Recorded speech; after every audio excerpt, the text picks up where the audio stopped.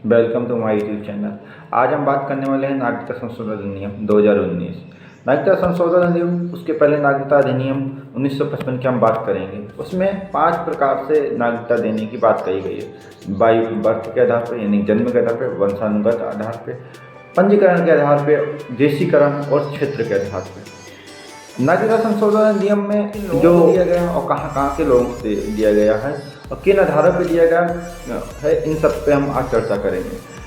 इन 3 देश से जो भी माइनॉरिटीज हैं उनको दिया गया है। माइनॉरिटीज में कौन कौन है? 3 देश कौन है? पहले अफगानिस्तान, बांग्लादेश और पाकिस्तान। और वहाँ की माइनॉरिटी कम्युनिटी कौन है? हिंदू हैं, सिख हैं, बौद्ध हैं, ईसाई हैं, क्रिश्चियन हैं और ये हैं। इनमें इनको इसलिए दिया गया क्योंकि जो 3 हैं वो मुस्लिम राज्य हैं। पाकिस्तान, अफगानिस्तान और बांग्लादेश, ये मुस्लिम बहुल क्षेत्र हैं, इसलिए वहाँ की तुलना में वो अल्पसंख्यक है और वहाँ और उनको बड़ी ही क्रूरता सब न्यूज़ में देखते हैं। उसके वजह से उनकी संख्या घट रही। पड़ोसी होने के नाते हैं उन्होंने अपना ये नहीं कि सिर्फ पहली बार भारत ऐसा कर रहा है या इससे पहले नहीं हुआ। उससे पहले वो 1972 में इंदिरा गांधी और मुजीब संधि हुई थी, जिसमें 1.2 मिलियन लोगों को नागरिकता दी गई थी। नागरिकता संशोधन अधिनियम में 31 दिसंबर 2014 को या उससे पहले 3 देशों से, अफगानिस्तान, बांग्लादेश और पाकिस्तान से आए हुए भारत में हिंदू, सिख, बौद्ध, जैन, पारसी और ईसाइयों को इनके देशीकरण में अंतर किया गया। पहले देशीकरण में था 11 साल तक जो भारत में रहता है उसको नागरिकता। अब क्या है? अब 5 साल यानी 31 दिसंबर 2014 या उससे पहले या उससे बाद में जो भी होगा उनमें इनको 5 साल का प्रयोग करने के बाद ये इनको नागरिकता दे दी जाएगी। इससे पहले ही था विदेशी अधिनियम 1946 और पासपोर्ट अधिनियम 1920 में इनको भी छूट दी गई है।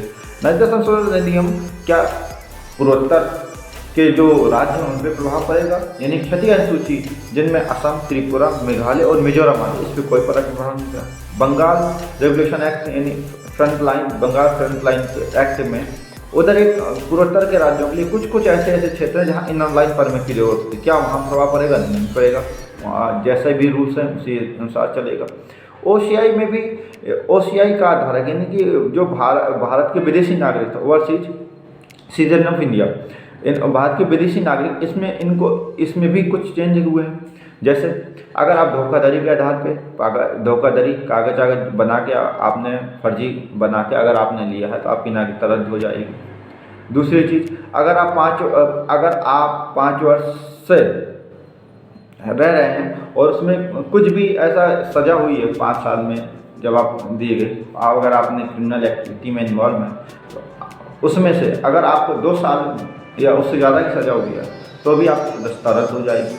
तीसरा है, अगर आपने देश संप्रभुता और सुरक्षा की नज़र से अगर आपने देश के प्रति कुछ किया, कुछ ऐसा किया जिससे देश को हानि हुई है संप्रभुता और सुरक्षा के नज़रिए से, तो भी आपकी ओवरसीज नागरिकों की रद्द हो जाएगी।